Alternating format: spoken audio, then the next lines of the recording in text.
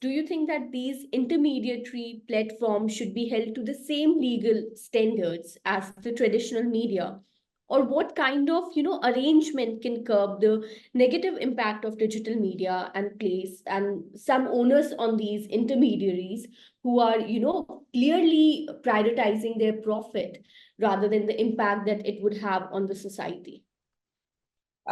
Not just regulate social media on the same benchmarks as traditional broadcast media, but in fact, it requires very specific regulations because of the nature, complexity, and scale of consequences. Unfortunately, none of the, or most of the regulations that apply to traditional media also at this point do not control digital media. Now, we often illustrate this through examples of what used to be possible. Let's take a propaganda example, for instance.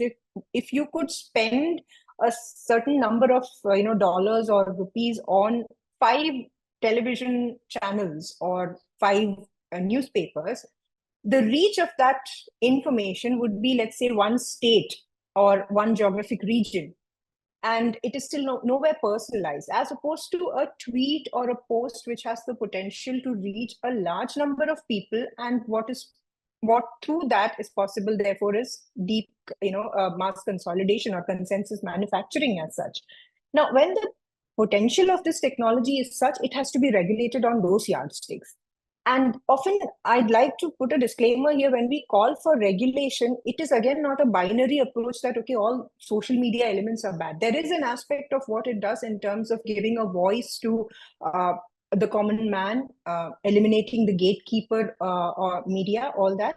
But while we take regulation into consideration, we must factor in that it cannot be at the cost of one person's freedom of expression being protected versus another's being suppressed. It has to apply equally to everybody. So if we are seeing that, certain powerful influencers are able to get their voice across, even when it comes to harmful, dangerous content, whereas if an activist or a journalist is trying to voice concern over something, their voice is suppressed by the social media algorithms, then there is foul play. There needs to be transparency around what kind of voices are being regulated.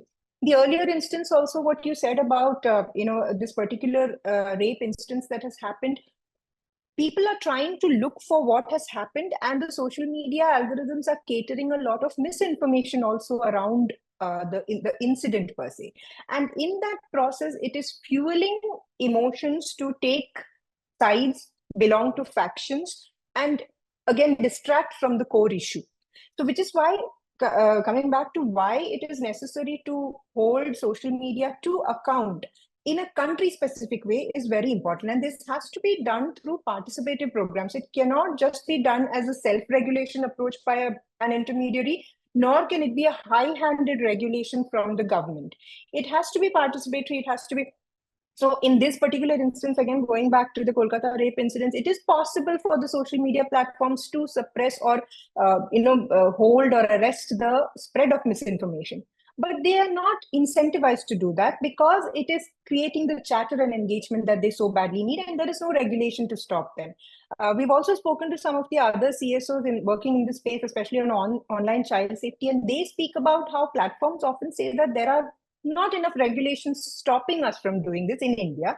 And even if there are, or if some fines come our way, they're very minuscule. The fines are really not of the same order as an EU or a US or an Australia imposes upon the platform for them to actually shake up their system and take conscious calls. It is really minuscule and it's easily dismissible, and then they move on to the next bit.